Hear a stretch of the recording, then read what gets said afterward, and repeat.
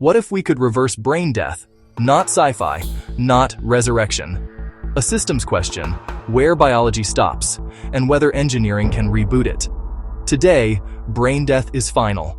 Imagine if it wasn't, and everything that would follow. Brain death is the irreversible cessation of all brain activity, including the brainstem. Diagnosis relies on exam protocols, EEG silence, and absent cerebral perfusion on imaging. Ventilators and vasopressors can sustain organs, but the person is legally and medically dead. Neurons are energy-hungry, intolerant of hypoxia. Minutes without oxygen trigger cascades that wreck cells. Cardiac arrest to irreversible injury is measured in minutes, modulated by temperature and perfusion. Brain death enables organ donation logistics that save lives, built on a bright legal line. Any shift to that line would ripple through medicine, ethics, economy, and infrastructure. Assume a protocol that restores integrated brain function after verified brain death, only in tightly bounded cases. It would combine rapid reperfusion, targeted cooling, metabolic control, edema management, and synaptic stabilization. Extracorporeal support could re-establish cerebral blood flow while metabolites are cleared. Agents would blunt excitotoxicity, modulate inflammation, and preserve mitochondrial function. Edema threatens microcirculation. Osmotic therapy and decompression safeguard perfusion pressure. Success depends on strict inclusion, short, no-flow interval, etiology compatible with recovery, and intact structural substrates. Massive primary brain destruction, prolonged hypoxia, or diffuse anoxic injury beyond thresholds would exclude cases. Families would face structured consent, ethics oversight, and real-time data boards tracking safety endpoints. In best cases, brainstem reflexes return first, then sleep-wake cycling, then purposeful responses. ICU transitions to neurorehabilitation, respiratory weaning, mobility, cognitive retraining. Outcomes would range. Some regain independence, many have deficits, some do not recover consciousness. False positives would be catastrophic. Redundant confirmation and cooling before declaration become standard. If reversibility exists in a subset, the legal definition must hinge on non-recoverability under standardized attempts. Donation timing would shift. Some donors become candidates for reversal. Procurement systems would adapt triage rules. Access must avoid wealth bias.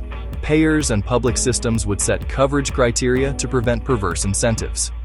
At the bedside, teams would balance protocols with humility and accept that recovery is not the same as restoration.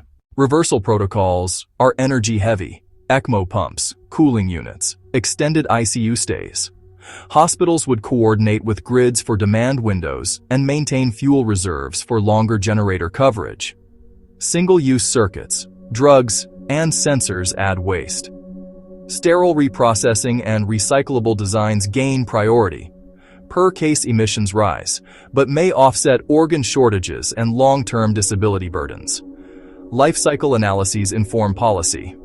Costs concentrate in ICU time, consumables, specialist labor, and rehabilitation. Bundled payments and outcome-based contracts would replace fee-for-service to curb runaway spending. Demand for perfusionists, neurointensivists, and rehab therapists increases. Training pipelines expand. Partial patient recovery still recovers household productivity. Macroeconomic models show mixed but net positive long horizons. Subsidized centers of excellence and transparent queuing protect access regardless of income. Hospitals deploy decision support, timers, dosage calculators, and device orchestration with audit trails. Secure data lakes aggregate physiologic traces, imaging, and outcomes for continuous protocol tuning. Closed-loop temperature and perfusion controllers keep targets tight while staff supervises. Portable CT and ultrasound shorten transport risk and allow near-continuous monitoring. Teams drill on high-fidelity simulators to compress time to intervention and reduce errors. More connected devices mean more risk. Segmented networks and strict credentialing become mandatory. Families face prolonged uncertainty. Social work and counseling are embedded earlier and deeper. Clinicians require resilience training and scheduled decompression to prevent burnout.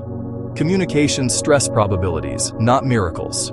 Messaging sets realistic baselines. Different cultures interpret death differently. Policies adapt with local values while preserving safety. Reintegration relies on accessible housing, transport, and employment protections. Global registries harmonize data, enabling meta-analyses and protocol updates. Regulators define trial phases, post-market surveillance, and stop rules across borders. Disaster medicine triage may suspend reversal in mass casualty events to conserve capacity. Global health funds could subsidize centers in low-resource settings, focusing on cardiac arrest prevention first. The system learns. It scales what works, retires what doesn't, and stays honest about uncertainty. Adoption follows the usual S-curve.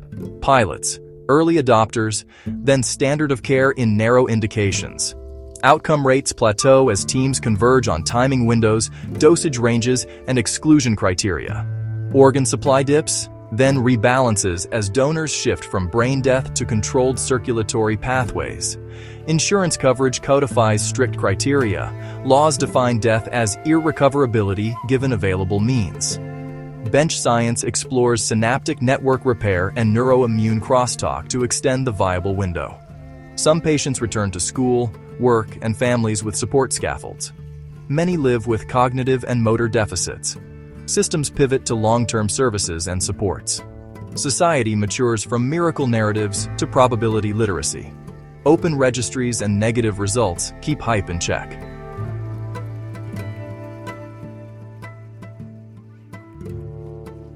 Guardrails deter futile use. Time caps, futility thresholds, and external review on marginal cases. Triage tools weigh benefit against resource intensity, updated by real outcomes, not optimism.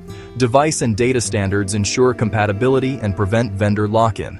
We learn which cases to try, when to stop, and how to support people who survive, with clarity and restraint. Reversing brain death isn't a door back to what was. It's a narrow bridge that sometimes holds. Viewed as systems engineering, it's timing, energy, information, logistics, and humility. The question isn't, can we turn life back on? It's when efforts create more life than harm. What if we could reverse brain death? We would proceed with standardization, transparency, and restraint, measuring success by recovered lives and honest boundaries. What scenario should we explore next? Share your ideas below. You've been watching IfVerse, where imagination meets possibility. See you in our next reality.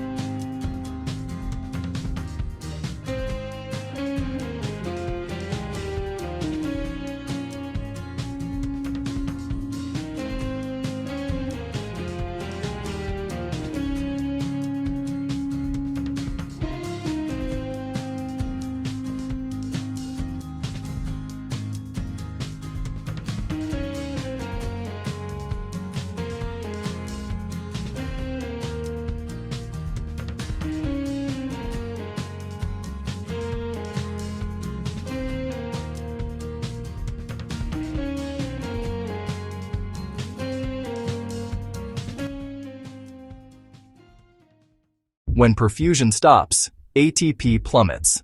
Ion pumps fail, cells swell, and excitatory neurotransmitters flood synapses. Cooling slows metabolism, restrains inflammation, and stabilizes membranes, buying time but not forever. Reperfusion adds oxidative stress. Antioxidants and controlled oxygen targets limit free radicals. Macro blood flow can hide microvascular collapse. Monitoring lactate and cerebral oximetry refines targets. As edema rises, perfusion drops. Osmotic boluses, sedation and decompression restore gradients. Neurons that survive need network-level reconnection. Sleep architecture predicts recovery trajectories. Serum neurofilament, imaging diffusion metrics, and evoked potentials guide go-no-go decisions. Hospitals publish time to cannulation and time to cooling, just like door to balloon in cardiology. Checklists enforce sequence. Device interlocks prevent harmful parameter combinations. Team of teams, ICU lead, perfusion, neurology, pharmacy, rehab, each with clear triggers and handoffs. Data is de-identified, access logged, and used only for quality improvement unless consented for research. Tele-ICU extends expertise. Mobile ECMO teams bridge patients to regional hubs. Outcomes feed models that adjust thresholds and refine exclusion to protect patients and resources. Clinicians learn language for hope without promise and for limits without abandonment. In the end, it's skilled teams, clear systems, and small chances multiplied by discipline.